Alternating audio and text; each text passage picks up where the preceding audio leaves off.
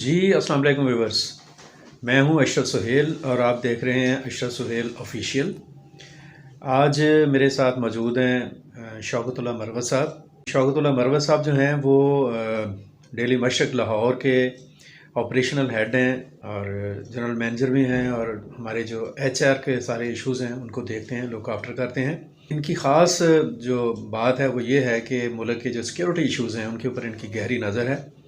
ख़ास तौर पर पाकिस्तान जो पिछले 20-25 साल से दहशतगर्दी के हवाले से जिन मसाइल का शिकार है उनके ऊपर शौकत साहब का बहुत एक गहरा मुताला है और ख़ुद भी चूँकि इनका ताल्लुक लकी मरवत से है तो उन मसाइल को और मामलात को उन्होंने बहुत बारीक बीनी से और बड़ी गहराई से महसूस भी किया है, ऑब्ज़र्व भी किया है। और ये अफ़गानिस्तान में क्या हो रहा है, तालिबान की क्या सरगर्मियाँ हैं, अफ़गान तालिबान क्या कर रहे हैं, पाकिस्तान की जो सिक्योरिटी एजेंसीज़ हैं उनका क्या इसके ऊपर रवैया और रद्द-ए-अमल है, उन सब चीज़ों के हवाले से इनकी राय बड़ी मोतबर है। हम आज इसी इशू के ऊपर और इसी मौजू के ऊपर बात करने जा रहे हैं कि अफ़गानिस्तान में बिगड़ते हुए हालात और पाकिस्तान के जो मगरबी सरहद के साथ इलाके हैं वहाँ पर जो सूरत हाल पैदा हो रही है वो हमें फ्यूचर में किन मसाइल का शिकार कर सकती है और उनसे कैसे बचा जा सकता है। जी अस्सलाम वालेकुम शौकत साहब। वालेकुम अस्सलाम। शौकत साहब, आप देखें कि इन दिनों में हमारी जो सियासी जमातें हैं वो तो बदकिस्मती है कि वो उलझी हुई हैं अपनी सियासत के गिर्द, लेकिन एक बहुत ही हसास मामला जौन सा है वो ये है कि पाकिस्तान के जो शुमाली इलाका जाते हैं और मगरबी सरहद है, ख़ासतौर पर जो अफ़गानिस्तान के साथ सारा बॉर्डर एरिया है और उससे नीचे जो हमारा KP में और बलूचिस्तान में मुख्तलिफ़ जगह हैं वहाँ पर अमन व अमान की सूरत हाल जो है वो कोई इतनी बेहतर नहीं है। ये जो सूरत हाल है आप क्या समझते हैं कि इसके पीछे क्या रीज़न्स हैं, क्या वजूहात हैं कि जिसकी वजह से ये सारे मसाइल पैदा हो रहे हैं? खैबर पख्तूनख्वा के इस वक्त जो सूरत हाल है वो परेशान कौन है। वहाँ पे जो TTP के लोग हैं वो दोबारा वापस आ गए हुए हैं और उन्होंने खैबर पख्तूनख्वा के मुख्तलिफ़ इलाकों में कार्रवाइयाँ शुरू कर दी हुई हैं। ज़्यादातर इनके जो अटैक होते हैं वो पुलिस के ऊपर होते हैं क्योंकि वो समझते हैं कि हमारे रास्ते की सबसे बड़ी रुकावट पुलिस होती है, क्योंकि पुलिस ही सिक्योरिटी एजेंसीज और जो लॉ पुलिस इन्फोर्समेंट एजेंसीज होती हैं। जी बिल्कुल। तो पुलिस को वो ज़्यादा टारगेट इसलिए करते हैं क्योंकि किसी भी पुलिस स्टेशन के अंदर जो मूवमेंट होती है, जो गश्त होती है, पुलिस की तरफ से होती है। ये समझते हैं कि इसको हम अगर रास्ते से हटाएं तो हमारे लिए मामला इजी होगा। ओवरऑल इस वक्त पहले तो कुछ जो साउदर्न एरिया थे KP के वो डिस्टर्ब थे, लेकिन इस वक्त पूरी खैबर पख्तूनख्वा जो है वो इसकी ज़द में आ चुका है और इस साल की जो है ना बहुत ज़्यादा अटैक हो गए हैं। जी जी। एक रिपोर्ट है उसके मुताबिक खैबर पख्तूनख्वा में ये जो साल 2022 ख़त्म होने जा रहा है कोई 300 के करीब अटैक किए हैं। My God. अच्छा, जबकि पंजाब एक साल के अंदर, जबकि पंजाब में सिर्फ 3 से 4 है। अच्छा शौकत साहब, ये ज़रा बताइएगा कि जैसे अभी आपने जिक्र भी किया कि पाकिस्तान की सिक्योरिटी फोर्सेस ने ऑपरेशंस किए, ख़ासतौर पर 2014 के बाद ऑपरेशन ज़रब अज़ब आया, रद्दल फसाद आया और उसकी बड़ी कामयाबी हमें मिली। जी जी। और एक अमन का माहौल पैदा भी हुआ। उसके बाद ये कौन से एलिमेंट्स हैं जिनकी वजह से आप जो बता रहे हैं कि ये जो TTP के लोग हैं वो दोबारा से एंटर हो गए हैं KP में? अब बलूचिस्तान के भी हालात पर ज़रा थोड़ा सा रोशनी डालें कि वहाँ पे क्या सूरत है? सर बलूचिस्तान में भी यही TTP सरगर्म है, लेकिन उसमें ज़्यादातर जो है इन्वॉल्व है हमारी जो पड़ोस के मुल्क है जो हमेशा हमारी मुखालिफ रहा हुआ है, उसके बहुत ज़्यादा इन्वॉल्वमेंट है बलूचिस्तान के अंदर। ठीक हो गया। बलूचिस्तान में ज़्यादातर इन्वॉल्वमेंट है इंडिया की, जो KP हैं उसमें इन्वॉल्वमेंट है टोटल TTP की। ठीक। जो कलदम तहरीक तालिबान है जी। जो ऑपरेशंस पाक आर्मी की तरफ से किए गए थे 2 या 3, उसमें ये लोग मारे गए काफ़ी ज़्यादा और यहाँ से जो बच गए वो भाग गए, अफगानिस्तान चले गए। जी। एक अमन फ़िज़ा कायम हो गई, लेकिन उनकी तरफ से मुख्तलिफ एरिया में अटैक जारी थे।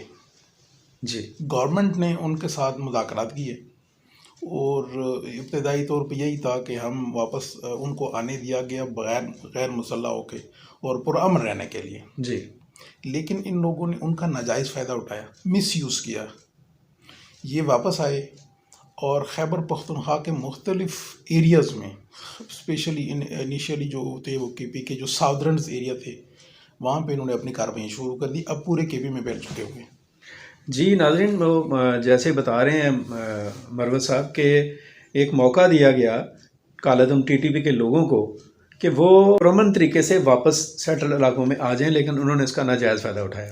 अच्छा मरवा साहब, एक और चीज़ ज़रा मुझे आप इसके ऊपर ज़रा रोशनी डालिएगा कि ये जो हालात ख़राब हो रहे हैं और दिन ब दिन लगता यूँ ही है कि ये ख़राबी की तरफ बढ़ रहे हैं, इसके पीछे अफ़गानिस्तान की सूरत हाल कहाँ तक उसका ताल्लुक है और उसमें क्या उसके वजूहात हैं? अफ़गानिस्तान कितना इसमें इन्वॉल्व है और अफ़गानिस्तान के पीछे कौन से आते हैं? सर एक साल पहले की बात थी ना, कौमी असम्बली में इन कैमरा ब्रीफिंग दी गई एक साबिक हमारे इंटेलिजेंस के सरबराह की।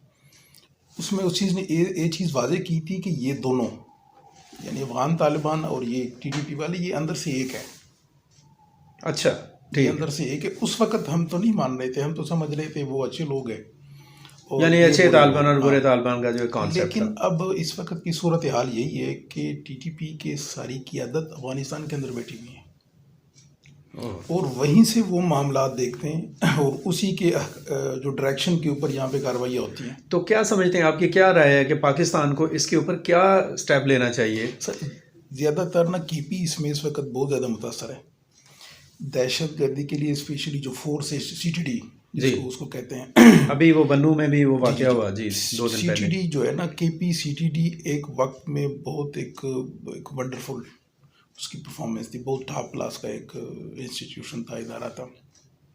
लेकिन बदकिस्मती से हमारे मुल्क में जिस तरह सियासतदानों के आपने जिक्र किया, सियासतदान लगे हुए हैं सियासत के ऊपर, उसकी उस तरफ किसी का ख्याल नहीं है। ये जो इदारे हैं, पुलिस है, सीटीडी हैं, दूसरे स्पेशल ब्रांच है, जो इनसे निपटेंगे दहशतगर्दी से, हम इस चीज़ को देखना है कि इसके पास वसाइल क्या है, हम इसको वसाइल क्या दे रहे हैं। वसाइल कोई नहीं है। अच्छा, यानी कि वहाँ पे जो लोग लड़ने के लिए की एजेंसीज हैं उनको एक तरह से खाली हाथ हैं, बिल्कुल और निहत्ते हैं, और जो दहशतगर्द हैं वो मुसल्लह हैं। बिल्कुल इसी तो तो बड़ी ज़्यादती वाली बात है। इसके ऊपर गवर्नमेंट को सोचना ये चाहिए। इसके ऊपर जो पॉलिटिकल पार्टीज़ हैं और जो हमारी केपी की गवर्नमेंट जौन सी है, उसको क्या परफॉर्मेंस है सर वैसे केपी की गवर्नमेंट की? केपी में जहाँ तक इस हवाले से देखा जाए तो कोई परफॉर्मेंस नहीं है। ओहो, किसी किस्म की कोई तवज्जो नहीं दी जा रही। यहाँ तक कि ये जो बन्नू वाले वाक़े के बाद जाके मालूमात हुई कि यहाँ पे मतलब पंजाब में अगर देखा जाए तो सीटीडी का जो सरबराह है वो एडिशनल आईजी है, और केपी में एक एसएसपी को डीआईजी बनाकर पूरे सूबे का वो देख रहे हैं। देखें, मतलब बात करने का ये है कि उसको सीरियस नोट के साथ लिया ही नहीं जा रहा, जो सीरियस शक्ल वहाँ पे ये सूरत हाल इख्तियार करती था। बिल्कुल बिल्कुल सर। तो आप अपना मरवा साहब समझते हैं कि हुकूमत पाकिस्तान को बड़ा सख्त मौक़िफ़ के साथ और बड़े दो टोक अंदाज में, आपने ये भी नोट किया कि 2 दफ़ा बड़ा क्लियरली वहाँ से चमन बॉर्डर से उनके जो बॉर्डर सिक्योरिटी फोर्सेस हैं उन्होंने पाकिस्तान की शहरी आबादी पर हमला किया, उन लोगों की शहादतें हुई हैं। काबुल में पाकिस्तान के सफारत खाने के ऊपर हमला हुआ। अभी आप देख रहे हैं कि बन्नू में उन्होंने सीटीडी के दफ्तर के ऊपर एक तरह से उसको यरगमाल बना लिया, यरगमाल, और इस वक्त हमारी जो सिक्योरिटी फोर्सेज उस पर ऑपरेशन कर रही हैं, जारी है वो ऑपरेशन इस वक्त जब हम बात कर रहे हैं। तो ये वाक़या एक अलार्मिंग सूरत हाल की निशानदेही कर रहे हैं। आपके वो अपना लकी मरवत में रोज़ाना की बुनियाद पर किसी थाने के ऊपर हमला हो जाता है, कल भी बड़े वाक़यात हुए हैं। तो ये अफ़गानिस्तान के साथ हमें कैसे एंगेज होने की ज़रूरत है? ये हम तो नज़र आता है कि बाजी वो एहतजाज कर दिया, हमने बात कर ली है, वो ये करेंगे, लेकिन मामला तो वैसे नहीं दिखाई दे रहे। सर वो जो एक गुड और बैड का कॉन्सेप्ट था जी, जो हमने खुद अलग किया था, बाद में हमने खुद मिक्स किया था, अब हम खुद दोबारा उसको अलग कर रहे हैं कि अफगान तालिबान गुड है जी, और ये वाले बैड है। गुड और बैड नहीं है, सारे बैड है। सही। इनमें से कोई भी पाकिस्तान का खैर खा नहीं है। तो इसके ऊपर अपना मरवा साहब आपकी बड़ी गहरी इस वाले से अप्रोच भी और नज़र भी है। आपने देखा कि ये पिछले 10-15 दिनों में जो अमेरिकन वज़ारत ख़ारजा उनके बड़े इम्पोर्टेंट स्टेटमेंट्स आए। मसलन उन्होंने ये कहा है कि ख़तरा है कि अफ़गानिस्तान दहशतगर्दों का मरकज़ बन रहा है। उन्होंने अभी फिर ये बात कही कि अफ़गानिस्तान से पाकिस्तान बुरी तरह से मुतासर हो सकता है। अच्छा, उन्होंने ये भी कहा कि पाकिस्तान जो है हमारा बहुत ही, आज का उनकी स्टेटमेंट है कि पाकिस्तान हमारा बहुत ही एक अहम अलाय है, हमारा स्ट्रेटजिक एक पार्टनर है हमारा। तो क्या हमें ये पॉलिसी तरतीब देनी चाहिए कि हम अमेरिका के साथ मिलकर अफ़गानिस्तान में मौजूद जो उनसे वो जो दहशतगर्दों के अड्डे हैं और उनके जो सरपरस्त हैं उनके ख़िलाफ़ कोई कार्रवाई का आगाज़ करें या इस तरह की कोई सूरत हाल बनाएं? क्योंकि मुझे एक ऐसा ये भी मैसेज आया कि यहाँ से जी वो अहमद अल-ज़वाहिरी के ऊपर जो हमला हुआ वो पाकिस्तान से लोग गए थे, इस तरह की बातें कर रहे हैं। एक ये भी राय आई कि पाकिस्तान के एक जर्नैल वहाँ जाकर कहते रहे हैं अफ़गानिस्तान में कि आप लोग जो हैं वो तालिबान जो उनसे हैं वो आए, जो अभी आपने भी जिक्र किया कि उनको कहा गया कि पुरअमन तरीके से आकर रहे हैं, लेकिन उन्होंने उसका नाजायज़ फ़ायदा उठाया। तो क्या हमें पाकिस्तान को अमेरिका के साथ मिलकर दोबारा से उस स्ट्राइक का आगाज़ करने की ज़रूरत है या नहीं है? ज़रूरत इसलिए कि क्योंकि इस वक्त हम मुश्किल में हैं, मजबूरन अब इसमें हमें अमेरिका का एलाई बनना पड़ेगा, क्योंकि हमारे ऊपर जो ये करंट जो बहुत बुरी सिचुएशन आई हुई है इनसे हम निपटे। लेकिन मैं समझता हूँ जो सबसे बुनियादी और ज़रूरी चीज़ है कि हमारी गवर्नमेंट जो है, फेडरल गवर्नमेंट, वो ठोक अल्फाज में अफगान की जो गवर्नमेंट है उनसे बात करें, क्योंकि यहाँ पे जो कुछ हो रहा है केवी के अंदर इस वक्त जो हो रहा है उसके फैसिलिटेटर अफगानिस्तान के अंदर बैठे हुए हैं। अगर अफगान गवर्नमेंट उनको वहाँ से ख़त्म करे जी, ये हमारी बहुत बड़ी कामयाबी है, क्योंकि यहाँ की जो कार्रवाइयाँ होती हैं यहाँ से वो बाकी अफगानिस्तान चले जाते हैं। अगर अफगानिस्तान वाले उनको जगह नहीं देंगे, उनको रखेंगे नहीं कि नहीं जी आप लोग यहाँ नहीं आ सकते, आप लोग तो हमारे दोस्त पाकिस्तान में जाके ये कार्रवाइयाँ करते हैं।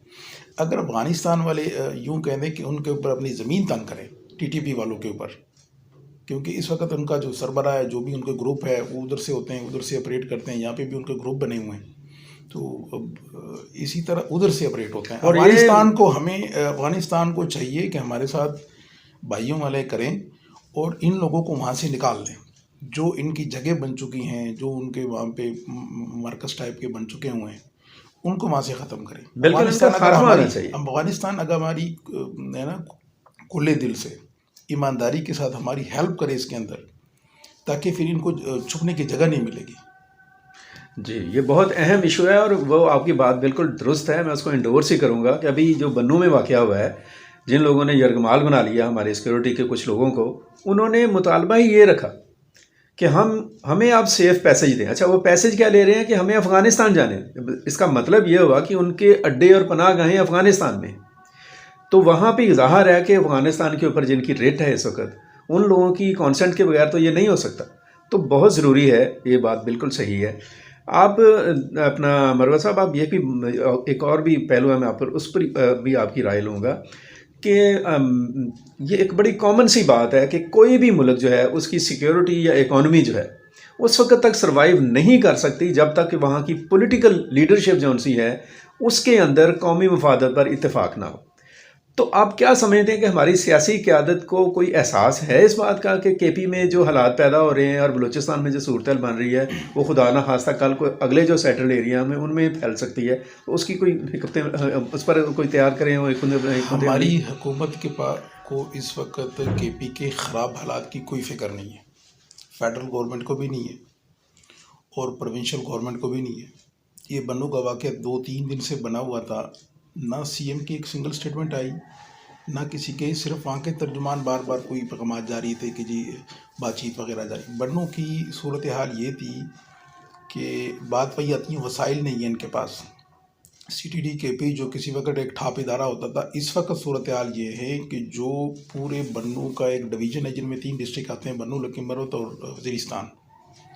एक सीटीडी का पुलिस स्टेशन है बन्नू के अंदर, और इतलात के मुताबिक जो वहाँ पे वो जो मुबैना दहशतगर्द पकड़ते हैं, वहाँ पे कैपेसिटी थी 10 से 12 बंदों की, वहाँ पे उन्होंने 35 बंदे रखे हुए थे। वसाइल नहीं है तो उन्होंने ये काम किया था। बहुत शुक्रिया मरवा साहब।